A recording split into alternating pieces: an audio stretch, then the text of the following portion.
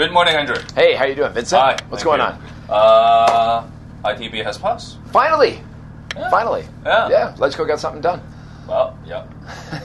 Hallelujah. So now that it's actually passed. Yes, Innovation and Technology Bureau. Yes. Charles Mock is going to have a press conference today about, kind of what's expected or what it should be doing. Actually, he wrote an article already. Okay. So anyway, but we'll see. So the word's out there, and but now it's like, oh yeah, right. This has been going on for so long now. People are saying, right, I forgot what it's actually supposed to do.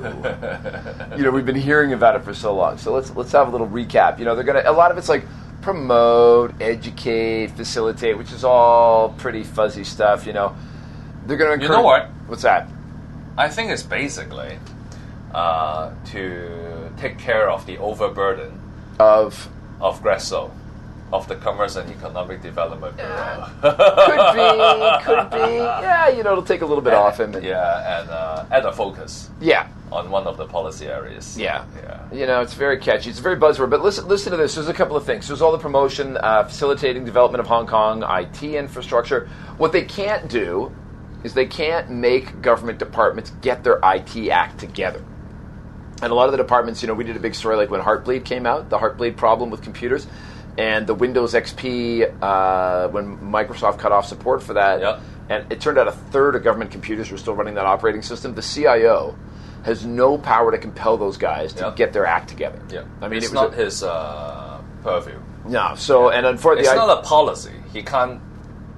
Yeah. Say, hey, you guys. Yeah. He can't adjust the policy. Yeah. So it's more like the execution guy. But ITV can't do that either. So they have a list of like 9 or 10 things that they're going to do. One of them includes, having better coordination between departments. And they give an example: lands department and buildings department. Yeah. Right, and this all goes to the government. Trying to get more housing into the market. That's fine.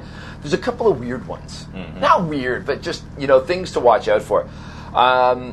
To facilitate the fourth industrial estate development in the new territories. And right away, it starts sounding like real estate deal, like Cyberport. Right. So how much of this is going to be IT and how much of this is going to be another big real estate bonanza? Right? So we've got that one. There's another one that is relax the eligibility of cash rebate schemes. This sounds like more corporate welfare. So in other words, companies are going to be able to say, oh, look at what we're doing over here. This is research, and therefore you should give us a big break on our taxes.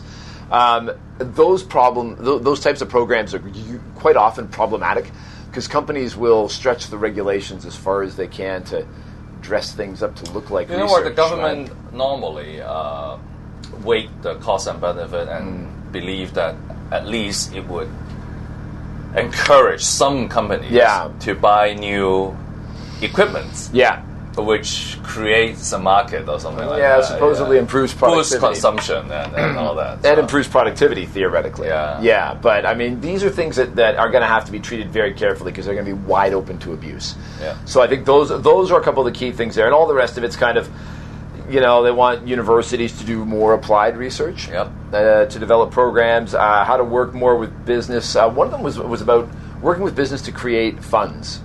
So what we don't want to see, of course, is the government getting into the IT investment business, right? Because that is a high-risk game where billions of dollars get blown out. And if you're an investor, and you can blow out billions on 10 flops and have your one hit, that's fine. But if it's government, they shouldn't be running that kind of risk profile with taxpayer money.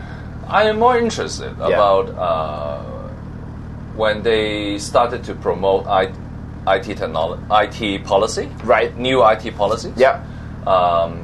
It will inevitably come up with which countries are you going to buy from? Okay. So about purchasing behavior. Yeah. So right. Are you sure you want to buy it from the States or from Europe or from China? Well, Hong Kong is, a signatory to the WTO, which suggests that their purchasing policy should be neutral for all parties. But ultimately, you can create an advantage of, let's say, the proficiency in using simplified Chinese. You can make up non-tariff barriers, which are very hard to do. And I know, when I talk to people in the construction industry, and a lot of people with the foreign construction firms are getting really upset. There's kind of rumblings about there's bias towards mainland Chinese construction firms, and the international guys are getting cut out, which might explain why we're having so many problems lately. But the lead water problem. Lead water problem. But with the guys that I'm hearing from more like things, they're worried about things like the bridge. Yeah.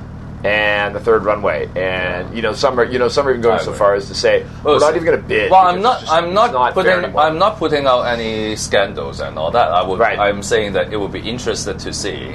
Yeah. And which part of the world will be benefit as a result.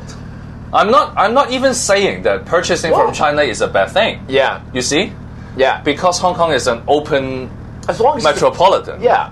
And if China IT experts Yeah. have more cooperation projects with Hong Kong, Yeah. it may open up China as a result. So Well, it may not be a bad thing. I'm not saying all this.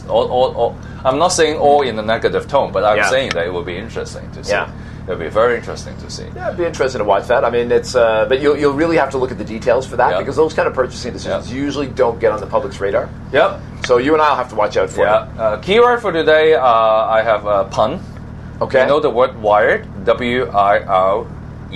Yeah, sure. Wired. Yeah. Okay, so we would like to have a wired society. Yes, or wireless, but wired, all wired. Yeah. But it is very, very tricky because if you switch two of the alphabet in wired, it will become weird. Okay. Okay. So you mentioned that there are weird policy objectives. Yes.